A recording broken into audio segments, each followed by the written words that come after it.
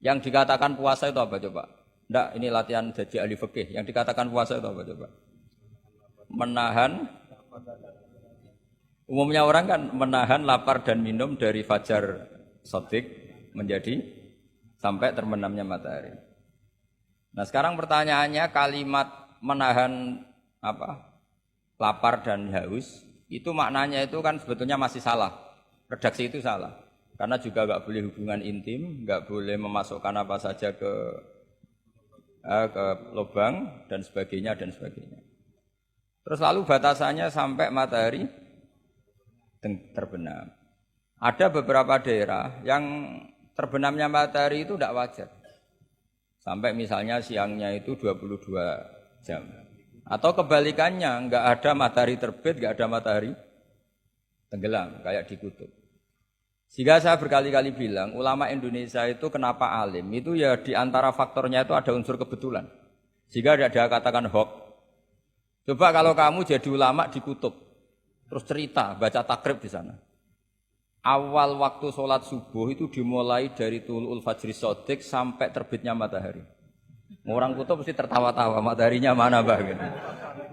Waktu zuhur adalah ketika matahari agak tergelincir ke arah barat dari garis tengah. Oh yang bener aja. Tidak ada matahari kok semua ukurannya matahari. Sehingga dalam ilmu falak astronomi diterangkan daerah yang enggak diliwati khotul istiwa, kalau dalam bahasa Indonesia disebut katul istiwa, itu sebenarnya dari ilmu falak Arab, itu namanya khotul istiwa. Khotun itu garis, istiwa itu garis tengah. Khotul istiwa itu jadi bahasa Indonesia katul istiwa. Kayaknya tidak mungkin lah orang Indonesia pertama ahli falak, mesti yang ahli dulu itu orang Arab, karena ilmunya dari Arab. Jadi dari kulaan terus dijadikan bahasa sendiri apa? Katulistiwa. Karena kita ngaji di Indonesia, kebetulan Indonesia termasuk daerah yang dilewati apa? Katulistiwa. Sehingga waktu kita normal, trennya ya 12 sama berapa?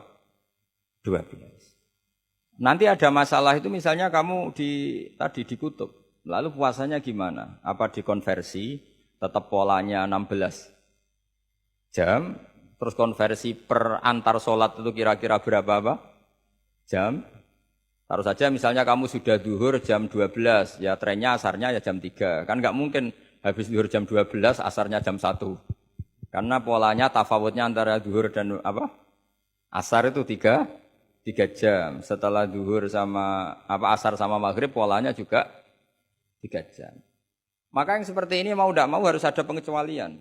Ketika Rasulullah misalnya ngendikan waktu asar itu khina yakunu dhillus syai' mislahu terus waqalilan misalnya. Waktu asar dimulai apa? Dhillus syai' mislahu. Jadi kalau sesuatu 1 meter bayangannya 1 meter. Lah pas lebih sedikit itu berarti sudah waktu asar kan gitu. Ukuran dulu kan enggak pakai jam. Ya. Terus habisnya waktu asar setelah matahari terbenam. Tentu dawuhnya Nabi seperti itu, momentumnya di mana? Di daerah yang dilewati khotul istiwa.